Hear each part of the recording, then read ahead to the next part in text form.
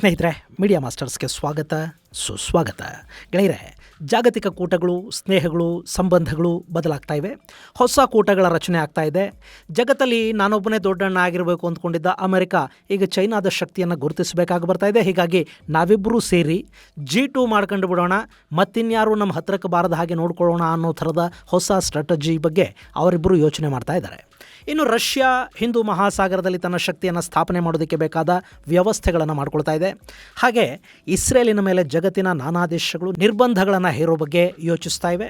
Muslim ದೇಶಗಳನ್ನು ಹೊರತುಪಡಿಸಿ ಕೂಡ ಒಂದಷ್ಟು ಸೆಕ್ಯುಲರ್ ಭೂತ ಹಿಡಿದ ದೇಶಗಳು ಇಸ್ರೇಲನ್ನು ದೂರ ಮಾಡ್ಕೊಳ್ಳೋದಕ್ಕೆ ಹೋಗ್ತಾ ಇವೆ. ಇಂಥ ಸಂದರ್ಭದಲ್ಲಿ ಇಸ್ರೇಲ್ ತನ್ನ ಅತ್ಯಂತ ನಂಬಿಕೆಯ ಮಿತ್ರನನ್ನಾಗಿ ನೋಡ್ತಾ ಇರೋದು ಭಾರತದ ಕಡೆಗೆ. ಇದರ ಪರಿಣಾಮ ಅಂದರೆ ಭಾರತ ಇಸ್ರೇಲ್ ಸಂಬಂಧಗಳು ಮುಂದಿನ ದಿನಗಳಲ್ಲಿ ಮತ್ತಷ್ಟು ಗಟ್ಟಿಯಾಗುತ್ತವೆ. ಹಾಗೆ ಇಸ್ರೇಲಿನ ಆಯುಧಗಳು ಭಾರತದಲ್ಲಿ ಜಂಟಿಯಾಗಿ ತಯಾರಾಗಿ ಜಾಗತಿಕ ಮಾರುಕಟ್ಟೆಯಲ್ಲಿ ಮಾರಾಟ ಆಗುತ್ತವೆ ಮತ್ತು ಆ ಆಯುಧಗಳನ್ನು ಎರಡೂ ದೇಶಗಳು ಬಳಸಿಕೊಳ್ಳೋದಕ್ಕೆ ಕೂಡ ಸಾಧ್ಯ ಆಗುತ್ತೆ. ಅಂಥದ್ದೊಂದು ಯೋಜನೆ ಸದ್ದಿಲ್ಲದೆ ಸಿದ್ಧ ಆಗ್ತಾ ಇದೆ. ಹಾಗಾದರೆ ಭಾರತ ಮತ್ತು ಇಸ್ರೇಲ್ ನಡುವೆ ಏನಾಗ್ತಾ ಇದೆ, ಬನ್ನಿ ನೋಡೋಣ.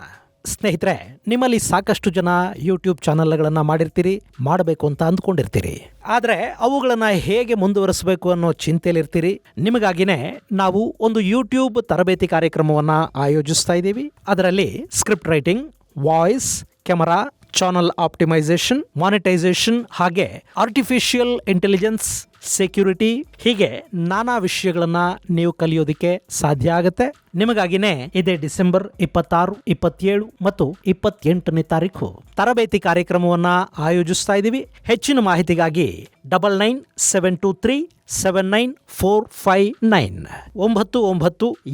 9972237945 ಸಂಖ್ಯೆಗೆ ಸಂಪರ್ಕಿಸಿ. ಗೆಳೆಯರೆ, ಇಷ್ಟು ದಿನ ಇಸ್ರೇಲ್ ಪಶ್ಚಿಮದ ನಾನಾ ದೇಶಗಳ ಜೊತೆ ರಕ್ಷಣಾ ಒಪ್ಪಂದಗಳನ್ನು ಇಟ್ಕೊಂಡಿತ್ತು. ಅಮೆರಿಕದ ಜೊತೆಗೆ ಯುರೋಪಿಯನ್ ದೇಶಗಳಲ್ಲಿ ಕೂಡ ಇಸ್ರೇಲಿನ ಕಂಪನಿಗಳು ಆಯುಧ ತಯಾರಿಕೆ ಹಾಗೂ ಇನ್ನಿತರ ವ್ಯಾಪಾರ ವಹಿವಾಟುಗಳನ್ನು ಮಾಡ್ತಾ ಇದ್ವು. ಆದರೆ 2023 ನಂತರ ಪರಿಸ್ಥಿತಿ ಬದಲಾಗಿದೆ. ಅಲ್ಲಿ ಇಸ್ರೇಲ್ ಹಾಗೂ ಗಾಜಾ ಸಂಘರ್ಷ ಇನ್ನೂ ನಿಂತಿಲ್ಲ. ಗಾಜಾದಲ್ಲಿನ ಹಮಾಸ್ ಆಯುಧ ಕೆಳಗಿಡಬೇಕು ಅನ್ನೋ ಟ್ರಂಪ್ 20 ಕಾರ್ಯಕ್ರಮ ಅಲ್ಲಿ ಸಂಪೂರ್ಣವಾಗಿ ಜಾರಿ ಕೂಡ ಆಗಿಲ್ಲ. ಗಾಜಾದ ಅರ್ಧದಷ್ಟು ಭೂಭಾಗವನ್ನು ಈಗಾಗಲೇ ಇಸ್ರೇಲ್ ತನ್ನ ವಶಕ್ಕೆ ತಗೊಂಡಿದೆ. ಅಲ್ಲಿ ಹಮಾಸ್ ಅನ್ನೋದು ಉಗ್ರ ಸಂಘಟನೆ ಅನ್ನೋದು ಗೊತ್ತಿದ್ದು ಕೂಡ ಜಗತ್ತಿನ ಒಂದಷ್ಟು ದೇಶಗಳು ಇಸ್ರೇಲ್ ವಿರುದ್ಧನೇ ಮಾತಾಡುತ್ತವೆ. ಇಸ್ರೇಲಿನ ಮೇಲೆ ಒತ್ತಡ ಹೇರುವ, ನಿರ್ಬಂಧಗಳನ್ನು ಹೇರುವ ನಿರ್ಧಾರಗಳನ್ನು ತಗೊಳ್ತಾ ಇವೆ. ಅದಕ್ಕೆ ಕಾರಣ ಆಯಾ ದೇಶಗಳಲ್ಲಿನ ವಲಸಿಗರು ಹಾಗೂ ಇಸ್ಲಾಮಿಕ್ ಶಕ್ತಿ. ಗೆಳೆಯರೆ, ಸೆಕ್ಯುಲರ್ ಅಂತ ಹೇಳ್ಕೊಳ್ಳೋ ದೇಶಗಳು, ಅಲ್ಲಿನ ರಾಜಕೀಯ ಪಕ್ಷಗಳು ಕೂಡ ಸಂಪೂರ್ಣ ಸೆಕ್ಯುಲರ್ ಆಗಿ ಉಳ್ಕೊಳ್ಳೋದಕ್ಕೆ ಸಾಧ್ಯ ಆಗಿಲ್ಲ. ಅವರು ವೋಟ್ ಬ್ಯಾಂಕ್ ಎಲ್ಲಿದೆ ಆ ಕಡೆಗೆ ಹೆಚ್ಚು ಗಮನ ಕೊಡ್ತಾ ಹೋಗ್ತಾರೆ. ಹಾಗೆ ಮಜಲ್ ಪವರ್ ಎಲ್ಲಿದೆ ಅದನ್ನು ಸೀರಿಯಸ್ ಆಗಿ ತಗೋತಾರೆ ಕೂಡ. ಈಗ ನೋಡಿ, ಆಸ್ಟ್ರೇಲಿಯಾದಲ್ಲಿ ತಂಪಾಡಿಗೆ ತಾವು ಹಬ್ಬ ಮಾಡ್ಕೊಳ್ತಾ ಇದ್ದ ಯಹೂದ್ಯರ ಮೇಲೆ ದಾಳಿಯಾಗಿ 16 ಮಂದಿ ಸಾವಿಗೀಡಾದ ಮರುದಿನವೇ ಅಲ್ಲಿ ಫ್ರೀ ಪ್ಯಾಲೆಸ್ತೀನ್ ಅನ್ನೋ ಘೋಷಣೆಗಳ ಜೊತೆಗೆ ಹಮಾಸ್ ಬಾವುಟಗಳನ್ನು ಹಿಡ್ಕೊಂಡು ಒಂದಷ್ಟು ಜನ ಬೀದಿಗಿಳಿದ್ರು. ಅವರನ್ನು ನಿಯಂತ್ರಿಸೋದಕ್ಕೆ ಆಸ್ಟ್ರೇಲಿಯಾ ಸರ್ಕಾರಕ್ಕೆ ಸಾಧ್ಯ ಆಗಲಿಲ್ಲ. ಯಹೂದ್ಯರನ್ನು ಕೊಂದವರೇ ಬಾವುಟಗಳನ್ನು ಹಿಡ್ಕೊಂಡು ಬಂದರೂ ಕೂಡ ಅಲ್ಲಿನ ಸರ್ಕಾರ ಸುಮ್ಮನೆ ನೋಡ್ತಾ ಕೂತ್ಕೋಬೇಕಾಯ್ತೆ ಹೊರತು ಮತ್ತಿನ್ನೇನೂ ಮಾಡಲಿಲ್ಲ. ಹಾಗೆ ಯುರೋಪಿಯನ್ ದೇಶಗಳಲ್ಲಿ ಕೂಡ ಪರಿಸ್ಥಿತಿ ಇದಕ್ಕಿಂತ ಭಿನ್ನವಾಗೇನಿಲ್ಲ. ಅವರು ಬೀದಿಗೆ ಬರ್ತಾರೆ, ದೊಡ್ಡ ಮಟ್ಟದ ಪ್ರತಿಭಟನೆಗಳನ್ನು ಮಾಡ್ತಾರೆ, ವಾಹನ ಸಂಚಾರಕ್ಕೆ ತೊಂದರೆ ಕೊಡ್ತಾರೆ, ಅವ್ರ ಮೇಲೆ ಲಾಠಿ ಬೀಸೋದು ಮತ್ತಿನ್ನೇನೋ ಮಾಡೋದು ಮಾನವ ಹಕ್ಕುಗಳ ಉಲ್ಲಂಘನೆ ಅನ್ನಿಸ್ಕೊಳ್ಳುತ್ತೆ. ಹಾಗೇನಾದರೂ ಮಾಡಿದರೆ ಮಾನವ ಹಕ್ಕುಗಳ ಸಂರಕ್ಷಕರು ಬಂದುಬಿಡ್ತಾರೆ. ಸೊ ಅಸಹಾಯಕ ಪರಿಸ್ಥಿತಿ ಸರ್ಕಾರಗಳದ್ದು. ಇದನ್ನು ಸರಿ ಮಾಡ್ಕೊಳ್ಳೋದು ಹೇಗೆ ಅಂದರೆ, ಸರ್ಕಾರ ನಾವು ಇಸ್ರೇಲಿನ ಪರ ಇಲ್ಲ, ನಿಮ್ಮ ಪರಾನೇ ಇದ್ದೀವಿ ಅಂತ ತೋರಿಸ್ಕೊಳ್ಳೋದಕ್ಕೆ ಹೋಗ್ಬಿಡುತ್ತೆ. ಅದರಲ್ಲೂ ಸ್ಪೇನ್ ಅಂತ ಎಡಕ್ಕೆ ವಾಲಿದ ಸರ್ಕಾರಗಳಿದ್ದು ಬಿಟ್ರೆ ಮುಗದೇ ಹೋಯಿತು. ಇಸ್ರೇಲಿನ ಮೇಲೆ ನಿರ್ಬಂಧಗಳು ಶುರುವಾಗುತ್ತವೆ. ಈಗ ಆಗ್ತಾ ಇರೋದು ಅದೇನೆ. ಸ್ಪೇನ್ ಇಸ್ರೇಲಿನ ಮೇಲೆ ಆಯುಧ ನಿರ್ಬಂಧಗಳನ್ನು ಹೇರಿದೆ. ಇತ್ತೀಚೆಗೆ ಡ್ಯಾನಿಷ್ ಬಾವುಟವನ್ನು ಹೊಂದಿದ್ದ ಭಾರತದಿಂದ ಹೋಗ್ತಾ ಇದ್ದ ಸರಕು ಸಾಗಾಟದ ಹಡಗೊಂದು ಆಯುಧಗಳನ್ನು ಅಥವಾ ಸ್ಫೋಟಕ ಸಾಮಗ್ರಿಯನ್ನು ತುಂಬಿಕೊಂಡು ಇಸ್ರೇಲಿಗೆ ಹೋಗ್ತಾ ಇದೆ ಅನ್ನೋ ಅನುಮಾನದ ಮೇರೆಗೆ ಆ ಹಡಗಿಗೆ ತನ್ನ ಬಂದರು ಪ್ರವೇಶ ಮಾಡೋದಕ್ಕೆ ಕೂಡ ಸ್ಪೇನ್ ಅವಕಾಶವನ್ನು ಕೊಡಲಿಲ್ಲ.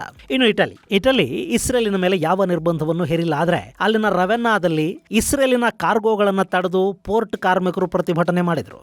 ರವೆನ್ನಾದಲ್ಲಿ 12% ಆಲ್ಬೇನಿಯಾ ರೊಮೇನಿಯಾ ಹಾಗೂ ಇನ್ನಿತರ ದೇಶಗಳಿಂದ ವಲಸೆ ಬಂದವರಿದ್ದಾರೆ.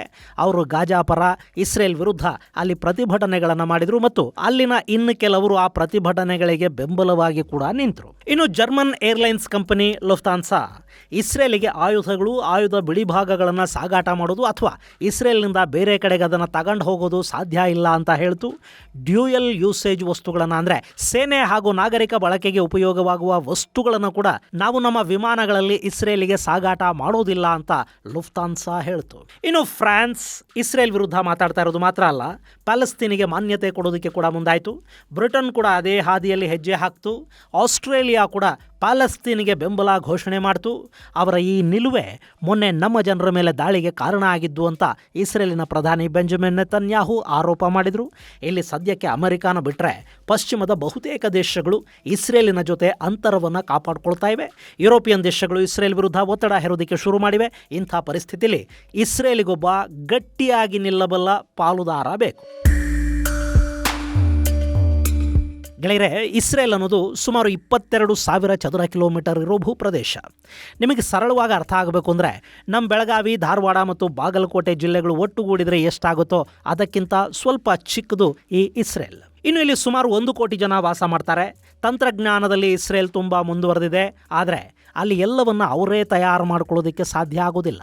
ಎಲ್ಲ ರೀತಿಯ ಕಾರ್ಖಾನೆಗಳನ್ನು ಸ್ಥಾಪನೆ ಮಾಡೋದಕ್ಕೆ ಬೇಕಾದಷ್ಟು ಸ್ಥಳಾವಕಾಶ ಕೂಡ ಅಲ್ಲಿಲ್ಲ.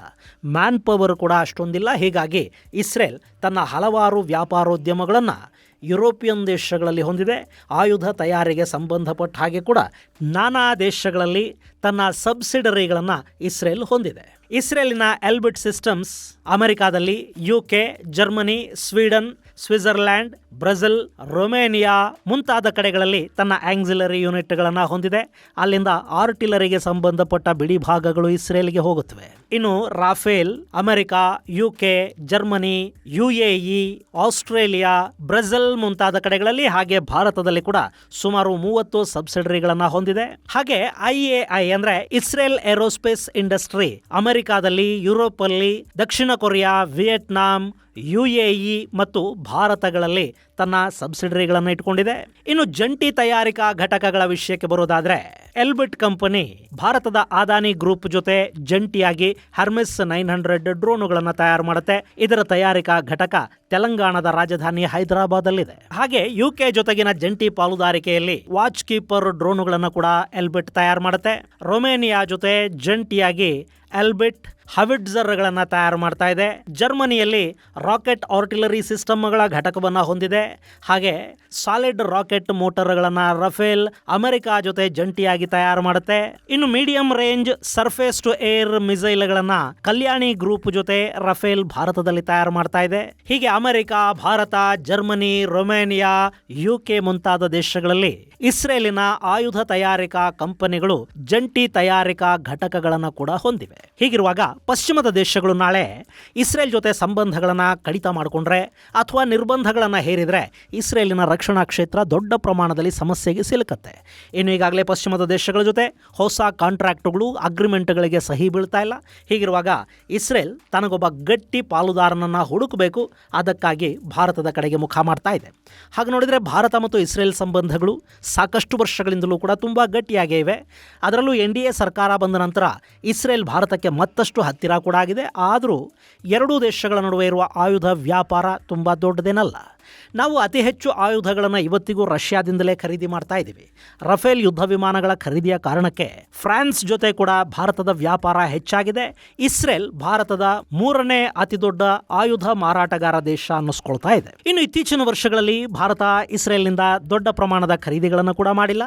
ಅದಕ್ಕೆ ಕಾರಣ ಮೇಕ್ ಇನ್ ಇಂಡಿಯಾ ಹಾಗೂ ಇಸ್ರೇಲ್ ಸದ್ಯಕ್ಕೆ ತಾನೇ ಸಂಘರ್ಷದಲ್ಲಿ ಮುಳುಗಿರುವಾಗ ಭಾರತಕ್ಕೆ ಸಕಾಲಕ್ಕೆ ಆಯುಧಗಳನ್ನು ಕೊಡಲಾರದು ಅನ್ನೋ ಕಾರಣಕ್ಕೆ. ಇನ್ನು ಭಾರತ ಜಗತ್ತಿನ 2ನೇ ಆಯುಧ ಆಮದುದಾರ ದೇಶ. ಅಂದರೆ ಆಯುಧಗಳ ವಿಷಯದಲ್ಲಿ ಭಾರತ ಜಗತ್ತಿನ ಅತಿ ದೊಡ್ಡ ಖರೀದಿದಾರ ಅನ್ನಿಸ್ಕೊಳ್ಳುತ್ತೆ. ಆ ನಂತರ ಸೌದಿ ಅರೇಬಿಯಾ, ಕತಾರ್ನಂಥ ದೇಶಗಳು ಬರುತ್ತವೆ. ಸದ್ಯಕ್ಕೆ ಇಲ್ಲಿ ಮೊದಲ ಸ್ಥಾನದಲ್ಲಿ ಯುಕ್ರೇನ್ ಇದೆಯಾದರೂ ರಷ್ಯಾ ಜೊತೆಗಿನ ಸಂಘರ್ಷ ನಿಂತು ಹೋದರೆ ಈ ಪಟ್ಟಿಯಲ್ಲಿ ಯುಕ್ರೇನ್ ಕಾಣಿಸ್ಕೊಳ್ಳೋದು ಕೂಡ ಇಲ್ಲ. ಯುಕ್ರೇನ್ ಏನಿದ್ರು ಸೀಸನಲ್ ಅಂತಾರಲ್ಲ, ಆ ಥರದ ಆಯುಧ ಖರೀದಿ ಅಷ್ಟೇ. ಸೊ ಭಾರತದ ಮಾರುಕಟ್ಟೆ ದೊಡ್ಡದು. ಭಾರತ ಹೆಚ್ಚು ವ್ಯಾಪಾರವನ್ನು ರಷ್ಯಾಗೆ ಕೊಡ್ತಾ ಇದೆ. ಇನ್ನು ಏಷ್ಯಾದ ಇನ್ನಿತರ ದೇಶಗಳು ನಾನಾ ಕಾರಣಗಳಿಂದ ಇಸ್ರೇಲಿ ಆಯುಧಗಳನ್ನು ಖರೀದಿ ಖರೀದಿ ಮಾಡ್ತಾ ಇಲ್ಲ. ಸೌದಿಗೆ, ಕತಾರ್ಗೆ ಅಮೆರಿಕ ನೇರವಾಗಿ ತನ್ನ ಆಯುಧಗಳನ್ನು ಮಾರಾಟ ಮಾಡುತ್ತೆ. ಹೀಗಿರುವಾಗ ನಾನು ಯಾಕೆ ಭಾರತದ ಮಾರುಕಟ್ಟೆಯನ್ನು ಕ್ಯಾಪ್ಚರ್ ಮಾಡಬಾರ್ದು ಅಂತ ಇಸ್ರೇಲ್ ಯೋಚಿಸ್ತಾ ಇದ್ದರೆ ಅದರಲ್ಲಿ ಆಶ್ಚರ್ಯ ಏನಿಲ್ಲ. ಆದರೆ ಈಗ ಭಾರತ ಯಾವುದೇ ದೇಶದ ಜೊತೆ ಆಯುಧಗಳನ್ನು ನೇರವಾಗಿ ಖರೀದಿ ಮಾಡೋದನ್ನು ನಿಲ್ಲಿಸಿದೆ. ಈಗೇನಿದ್ರು ಟೆಕ್ನಾಲಜಿ ಟ್ರಾನ್ಸ್ಫರ್ ಮತ್ತು ಜಂಟಿ ತಯಾರಿಕೆ ಮೇಕ್ ಇನ್ ಇಂಡಿಯಾ, ಅದಕ್ಕೆ ಇಸ್ರೇಲ್ ಕೂಡ ಸಿದ್ಧ ಆಗಬೇಕು, ಸಿದ್ಧ ಆಗ್ತಾ ಇದೆ ಕೂಡ. ಭಾರತ ಹಾಗೂ ರಷ್ಯಾಗಳ ಹಾಗೆ ಬ್ರಹ್ಮೋಸ್ ಥರದ ಮಿಸೈಲ್ಗಳನ್ನು ತಯಾರು ಮಾಡಿದರೆ ಮೇಡ್ ಇನ್ ಇಂಡಿಯಾ ಲೇಬಲಲ್ಲಿ ಅದನ್ನು ಜಗತ್ತಿನಾದ್ಯಂತ ಮಾರಾಟ ಮಾಡೋದಕ್ಕೆ ಸಾಧ್ಯ ಆಗುತ್ತೆ. ಡ್ರೋನ್ಗಳ ವಿಷಯದಲ್ಲಿ ಇಸ್ರೇಲ್ ಈಗಾಗಲೇ ಸಾಕಷ್ಟು ಸಾಧನೆಯನ್ನು ಕೂಡ ಮಾಡಿದೆ. ಹೀಗಾಗಿ ಮಿಸೈಲ್ ಹಾಗೂ ಡ್ರೋನ್ಗಳನ್ನು ಭಾರತದ ಜೊತೆ ಜಂಟಿಯಾಗಿ ತಯಾರು ಮಾಡಿ ಅವುಗಳನ್ನು ಜಗತ್ತಿನ ನಾನಾ ದೇಶಗಳಿಗೆ ಮಾರಾಟ ಮಾಡೋದಕ್ಕೆ ಸಾಧ್ಯ ಆಗುತ್ತಾ ಅನ್ನೋ ಬಗ್ಗೆ ಇಸ್ರೇಲ್ ಯೋಚಿಸ್ತಾ ಇದೆ. ಇನ್ನು ಭಾರತದಲ್ಲೇ ಅವು ತಯಾರಾಗೋದ್ರಿಂದ ಮೇಕ್ ಇನ್ ಇಂಡಿಯಾ ಲೇಬಲ್ನ ಅಡಿಯಲ್ಲಿ ಅದನ್ನು ಜಗತ್ತಿಗೆ ಮಾರಾಟ ಮಾಡೋದಕ್ಕೆ ಕಷ್ಟ ಏನಾಗೋದಿಲ್ಲ. ಇಸ್ರೇಲಿ ಆಯುಧಗಳು ಅನ್ನೋ ಹೆಸಿಟೇಷನ್ ಇಲ್ಲದೆ ಜಗತ್ತು ಆಯುಧಗಳನ್ನು ಭಾರತದಿಂದ ಖರೀದಿ ಮಾಡೋದ್ರಿಂದ ಅಲ್ಲಿ ಇಸ್ರೇಲಿಗೆ ಬರಬೇಕಾದ ಲಾಭ ಕೂಡ ಬರುತ್ತೆ. ಹೀಗಾಗಿ ಇಸ್ರೇಲ್ ಭಾರತದಲ್ಲಿ ಆಯುಧ ತಯಾರಿಕಾ ಘಟಕಗಳ ಸ್ಥಾಪನೆಗೆ ಮುಂದಾಗ್ತಾ ಇದೆ. ಅದಕ್ಕೆ ಸಂಬಂಧಪಟ್ಟ ಹಾಗೆ ಒಂದಷ್ಟು ಒಪ್ಪಂದಗಳಿಗೆ ಈಗಾಗಲೇ ಸಹಿ ಬಿದ್ದಿದೆ, ಮತ್ತಷ್ಟು ಒಪ್ಪಂದಗಳು ಸಿದ್ಧ ಆಗ್ತಾ ಇವೆ. ಗೆಳೆಯರೆ, ಇನ್ನು 10 ವರ್ಷಗಳಲ್ಲಿ ಭಾರತ ಇಸ್ರೇಲ್ನ ಜಂಟಿ ಆಯುಧಗಳು ಎರಡೂ ದೇಶಗಳಲ್ಲೂ ಇರುತ್ತವೆ. ಭಾರತಕ್ಕೆ ಡ್ರೋನ್, ಮಿಸೈಲ್, ಏರ್ ಡಿಫೆನ್ಸ್, ವಿಮಾನ ಮತ್ತು ಏವಿಯಾನಿಕ್ಸ್, ರಡಾರ್ ಮುಂತಾದ ಕ್ಷೇತ್ರಗಳಲ್ಲಿ ತಂತ್ರಜ್ಞಾನ ಹಂಚಿಕೆಯ ಜೊತೆ ಹೊಸ ಆಯುಧಗಳು ಕೂಡ ಭಾರತ ಮತ್ತು ಇಸ್ರೇಲ್ ಜಂಟಿ ತಯಾರಿಕೆಯಲ್ಲಿ ಹೊರಹೊಮ್ಮಿದರೆ ಆಶ್ಚರ್ಯ ಪಡಬೇಕಿಲ್ಲ. ಸದ್ಯಕ್ಕೆ ಪಾಕಿಸ್ತಾನ ಮತ್ತು ಟರ್ಕಿಗಳು ಜಂಟಿಯಾಗಿ ಡ್ರೋನ್ ತಯಾರಿ ಮಾಡುವುದಾಗಿ ಘೋಷಣೆ ಮಾಡಿವೆ. ಹಾಗೆ JF-17 ಯುದ್ಧ ವಿಮಾನಗಳನ್ನು ಚೈನಾ ಹಾಗೂ ಪಾಕಿಸ್ತಾನಗಳು ಜಂಟಿಯಾಗಿ ತಯಾರು ಮಾಡುವುದಾಗಿ ಹೇಳಿಕೊಳ್ಳುತ್ತವೆ. ಹೀಗಿರುವಾಗ ಇಸ್ರೇಲ್ ತನ್ನ ಆಯುಧ ಕಾರ್ಖಾನೆಗಳನ್ನೇ ತಂದು ಭಾರತದಲ್ಲಿ ಸ್ಥಾಪನೆ ಮಾಡೋದ್ರಿಂದ ಭಾರತಕ್ಕೆ ಕೂಡ ದೊಡ್ಡ ಮಟ್ಟದ ಲಾಭ ಆಗುತ್ತೆ. ಇದು ಬೇಗ ಆದರೆ ಭಾರತದ ಆಯುಧ ಸ್ವಾವಲಂಬನೆ ಮಾತ್ರ ಅಲ್ಲ, ನಮ್ಮಲ್ಲಿ ಉದ್ಯೋಗ ಸೃಷ್ಟಿ, ಆಯುಧ ರಫ್ತು, ತಂತ್ರಜ್ಞಾನ, ಹೀಗೆ ನಾನಾ ಕ್ಷೇತ್ರಗಳಲ್ಲಿ ಲಾಭ ಖಂಡಿತ ಆಗುತ್ತೆ. ತಯಾರಿ ಹಾಗೂ ಮಾರಾಟದ ವಿಷಯದಲ್ಲಿ ಇಸ್ರೇಲಿಗೆ ಕೂಡ ಇದು ಅನುಕೂಲವನ್ನು ಮಾಡಿಕೊಡುತ್ತೆ. ಇದು ಗೆಳೆಯರೆ, ಭಾರತ ಹಾಗೂ ಇಸ್ರೇಲ್ ನಡುವೆ ಶುರುವಾಗಲಿರುವ ಆಯುಧ ಜಂಟಿ ತಯಾರಿ ಅಧ್ಯಾಯದ ಕುರಿತಾದ ಒಂದಷ್ಟು ಮಾಹಿತಿ. ಮುಂದಿನ ಸಂಚಿಕೆಯಲ್ಲಿ ಮತ್ತಷ್ಟು ವಿಶೇಷಗಳ ಜೊತೆ ಮತ್ತೆ ಭೇಟಿಯಾಗೋಣ. ಅಲ್ಲಿವರೆಗೆ ಜೈ ಹಿಂದ್, ಜೈ ಕರ್ನಾಟಕ.